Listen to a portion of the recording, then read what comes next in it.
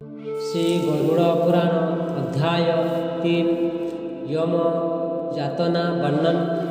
गरुड़ जी ने पूछा, जम मार्ग का अतिक्रमण करके वह पापी जीवन यमलोक में पहुंचकर किन किन प्रकार की यातनाओं को भोगता है, वह मुझसे कहिए। श्री भगवान विष्णु बोले, मैं इसका अध्यांत वृत्तांत कहूँगा, सुनिए। मेरे कहे हुए नरक वर्णन से ही तुम कांप जाओगे। हे गरुड़, बहुभीतिपुर से आगे 44 योजन के विस्तार का बड़ा भारी धर्मराज का पुर है। यमपुर में पहुंचकर जीवन हाहाकार पूर्वक चिल्लाता है। उसके चिल्लाने को सुनकर यमपुर में रहने वाले जाकर धर्मध्वज नाम के द्वारपाल से कहते हैं, जो सर्वदा वहाँ रहता है। वह धर्मध्वज चित्रगुप्त से उस जीव के सब शुभ अशुभ कर्म को कहता है। इसके पश्चात चित्रगुप्त जाकर उस प्राणी के शुभ अशुभ कर्मों को धर्मराज से निवेदन करते हैं। हे गरुड़, जो नास्तिक है, सदा पाप कर्म में लगे रहते हैं, धर्मराज उन्हें भली भांति जानते हैं। ईश्वर भी उनके पाप को चित्रगुप्त से पूछते हैं। फिर चित्रगुप्त सब कुछ जानते हुए भी मनुष्य को पाप को श्रवण से पूछते हैं। श्रवण लोग ब्रह्मा के पुत्र हैं और स्वर्ग भूमि पाताल में विहार करने वाले हैं और उनको दूर से सुनने और दूर से देखने का विशेष ज्ञान है। उनकी स्त्रियां भी नहीं के समान दूर तक देखने और सुनने वाली होती है, परंतु उनके नाम अलग अलग है। स्त्रियों के जितने काम हैं उनको वो सब अच्छी तरह जानती है। वो सब श्रवणी मनुष्यों के छिपे हुए कर्म, प्रकट किए कर्म, कही हुई बातों और किए हुए कर्म के तत्व को जानते हैं। वो सब चित्रगुप्त से कह देते हैं। धर्मराज के दूत मनुष्य के मन, वचन और शरीर से ये शुभ अशुभ संपूर्ण कर्मों को भली भांति जानते हैं। सत्य बोलने वाले सवर्ण लोग मनुष्य और देवताओं के सभी कर्म को जानने की शक्ति रखते हैं। सबको वो धर्मराज से कह देते हैं। व्रत, दान तथा सत्य आदि व्यवहार से जो मनुष्य उनको प्रसन्न करते हैं, उनके लिए वो स्वर्ग और मोक्ष को देने वाले हैं। वो सत्यवादी श्रवण पापियों के पाप कर्म को जानकर धर्मराज के सामने कहकर पापियों को दुखदायी होते हैं। सूर्य, चंद्रमा, वायु, अग्नि, आकाश, भूमि, जल, हृदय, आत्मा, जम, दिन, रात्रि, दोनों काल ही की संध्या और धर्म के मनुष्य के आचरण को जानने वाले हैं। धर्मराज, चित्रगुप्त, श्रवण और सूर्य आदि जो देवता है, ये शरीर में रहकर सब प्रकार के पाप और पुण्यों को देखते रहते हैं। इसी प्रकार यमराज पापी मनुष्यों के पाप को भली भांति जानकर उस पापी जीव को बुलाकर अपना भयंकर स्वरूप दिखाते हैं। वह पापी प्राणी दंड हाथ में लिए बहुत लंबे शरीर वाले भैंसे के ऊपर बैठे हुए यमराज के भयंकर स्वरूप को देखता है। प्रलय काल के मेघ के समान जिनका गर्जन है, अजल पर्वत के समान ऊंचा और काला शरीर है, जो बिजली के समान चमकने वाली है। शास्त्र को धारण किए 32 भुजा वाले हैं। 3 योजन का विस्तृत शरीर है, बावली के समान विशाल नेत्र है, जिनके भयानक दांतों और मुख लाल नेत्र, दीर्घ नासिका है। काल, जोर, व्याधि आदि के सेना के सहित मंत्री चित्रगुप्त भी भयानक आकृति के हैं और उनके साथ यमराज के समान आकृति वाले यमदूत लोग भी अत्यंत गर्जन करते हैं। उन यमराज को देख भयभीत होकर वह पापी प्रेत हाय हाय कहकर पुकारता है और दान धर्म करने से वह पापी जीवन पुनः चिल्लाता है। ऐसे चिल्लाते और अपने कर्म को सोचकर पछताते उस जीव से चित्रगुप्त की यमराज की आज्ञा सुनाते हैं कि अरे पापियों मूर्ख, तुम लोग ने अभिमान से प्रमत्त होकर क्या पाप को इकट्ठा किया है। काम, क्रोध और पापियों की संगति से उपार्जित इस दुख देने वाले पाप को तुमने क्यों किया है। पहले बड़े हर्ष से पाप कर्म किया है, अब वैसे ही हर्षित होकर यातना भी भोगनी चाहिए। अब तुम क्यों दुखी होते हो।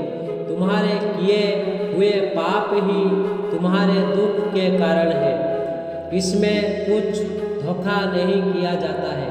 मूर्ख, ये पंडित में प्रबल, निर्बल में दरिद्र, धनवान में यमराज समान बर्ताव करने वाले हैं। चित्रगुप्त के वचन को सुनकर पापी जीव अपने कर्म को सोचता हुआ मौन होकर निश्चल हो जाता है। धर्मराज भी चोर की तरह ही निश्चल बैठे उस प्राणी को देखकर उसके किए शुभाशुभ कर्म के योग्य दंड की आज्ञा उसको देते हैं। उसके उपरांत वो निर्दय भूत ताड़ना देखकर कहते हैं कि हे पापी निर्दय, तू घोर और भयंकर नरक हो जा। यमराज की आज्ञा पाकर प्रचंड, चंड आदि दूत उन सब पापियों को एक फंदे में बांधकर नरक की ओर ले जाते हैं। वहाँ चलती हुई अग्नि के समान महाविशाल एक वृक्ष है। उसका विस्तार 5 योजन का है। 1 योजन उनकी ऊंचाई है और वृक्ष की डाली में नीचे को मुख करके उस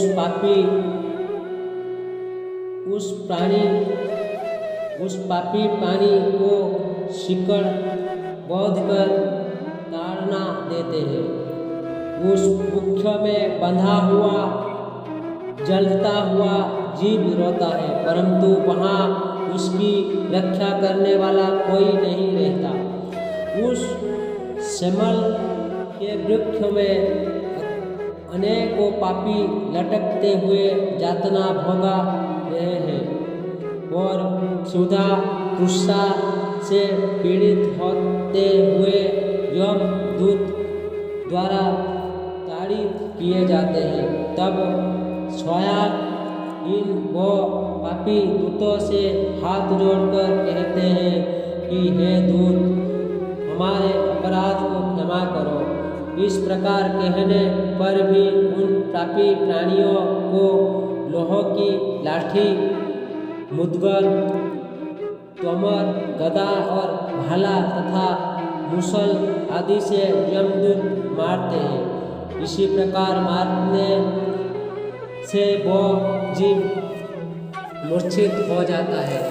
उनको इस प्रकार मूर्छित देखकर यमदूत इसी प्रकार कहते हैं, हे पापी दुराचारी, हे अत्याचारी, तुमने ऐसे दुष्ट कर्म को क्यों किया है? प्यासे को जल पिलाना, भूखे को अन्न देना आदि सरल काम तूने क्यों नहीं किया है? आधा ग्रास भी तूने कभी कुत्ता और कौवा की बलि में नहीं दिया है। न तो तूने घर पर आए हुए अतिथि का सत्कार और न पितरों का तर्पण किया है। हे जीव, अपनी यातना छुड़ाने के लिए न तो तूने कभी यमराज तथा चित्रगुप्त का ध्यान किया और न कभी उनके मंत्र का जप किया, न तो तूने कोई तीर्थ किया, न देवताओं का पूजन किया। गृहस्थाश्रम में रहते हुए भी कभी अन्नदान नहीं किया, जिससे तेरी यातना न हो। न तो तूने साधुओं की सेवा की, इससे अपने कर्म के फल को भोग, जिस कारण तूने अधर्म को ही संचित किया है, इसीलिए यमराज की आज्ञा से दंड भोगो। हरि भगवान ही अपराध के क्षमा करने वाले हैं। हम लोग तो मात्र उनकी आज्ञा लेकर दंड देने वाले हैं। ऐसा कहकर वो निर्दय होकर ताड़ना करते हैं। जलते हुए अंगार के सदृश ताड़ना करने से वो जीव नीचे गिर जाते हैं। उनके गिरने से पत्तों द्वारा शरीर कट जाता है और उन जीवों को वृक्ष के नीचे रहने वाले कुत्ते खाते हैं। इससे वो पापी रोते हुए उस जीव के मुख में धूली भरकर रस्सियों में बांधकर मुद्गर से मारते और सूलों से ताड़ना देते हैं। इसके बाद जैसे काष्ठ चीरा जाता है, वैसे किसी पापी को आरा से चीरकर दो भाग किया जाता है। कोई पृथ्वी में लिटाकर कुल्हाड़ियों से टुकड़े टुकड़े किए जाते हैं। किसी का आधा शरीर जमीन में गाड़कर उसके माथे में तीर से मारते हैं। किसी को कुल्हों में डालकर ऊख के समान फेंकते हैं। कोई जलते हुए अंगार सहित अधजली लकड़ियों को चारों ओर से इकट्ठा करके लोहे के गले के समान तपाए जाते हैं। किसी को खोलते हुए घी के कड़ाहे में, किसी को तप्त तेल के कढ़ाव में डालकर बड़ा के समान इधर उधर चलाते हैं। कोई मार्ग में मतवाले हाथी के आगे डाल दिए जाते हैं। कोई हाथ पांव बांधकर नीचे को लटकाए जाते हैं। कोई कुएं में गिराए जाते हैं, कोई पर्वत से गिराए जाते हैं और कोई कीड़ों से कटाए जाते हैं। वज्र के समान कठोर चोंच वाले मांस को चाहने वाले गिद्ध और काग आदि चोंच से शरीर को नोचते हैं। आँखों में ठक्कर मारते तथा मुंह के मांस को चोंच से काटते हैं। कोई अपने ऋण को मांगता है। अब तुमको मैंने यमलोक में देखा है। तुमने मेरा धन खाया है। नरक में ऐसे झगड़ा करने वाले पापियों के मांस को सड़ासी से काट कर यमदूत लोग उन मांगने वालों को देते हैं। यम के दूत इस प्रकार उन पापियों को ताड़ना देकर यम की आज्ञा से अंधतामृत्य आदि नरक में डाल देते हैं। नरक में तो अनेक प्रकार के दुख भोगने ही पड़ते हैं, परंतु उस सेमेल वृक्ष के नीचे जो ताड़ना दी जाती है वह मुख से कहते नहीं बनती। हे गरुड़, 84 लाख नरक है, उनमें से अत्यंत घोर और कष्ट देने वाले 21 मुख्य है। उनके नाम है कामिश्र, लोह शंकु,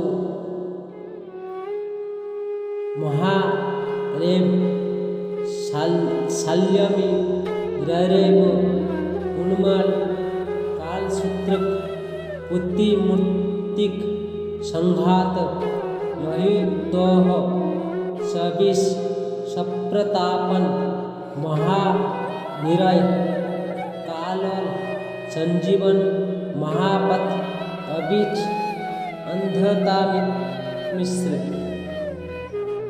कुंभीपरक, संप्रतापन, एकतापन, इन 21 नरक में उनके प्रकार की पीड़ा भोगनी पड़ती है। ये नरक अनेक प्रकार के पाप के फल देने वाले हैं। इन सभी में यमदूत निवास करते हैं। इन नरक में बड़े बड़े अज्ञानी, पापी, अधर्मी उन नरक की यातना को कल्पांत तक भोगते हैं। जो तामिश्र, अंधतामिश्र और रेरोबादिक जितने नरक है उनका भोग स्त्री पुरुष के स्वयं वाले पाप से भोगना पड़ता है। इस प्रकार कुटुंबियों का पालन करने वाले कुटुंब का पालन न कर अपना पेट भरने वाले पापी इस लोक में कुटुंब और देह दोनों को छोड़कर परलोक में जाकर इसी प्रकार यातना द्वारा प्राप्त का फल भोगते हैं। भोगने वाला शरीर यही छोड़कर द्रोह रूपी पाप का संबल लेकर अंधकार स्वरूप अंधतम नरक को जाते हैं। जो केवल अधर्म ही से कुटुंब पालने को अद्धत रहते हैं, वो जीव घोर अंधकार के अंधतामित्र नरक हो जाते हैं। जिसको मनुष्य लोक में जन्म मिलता है वह पहले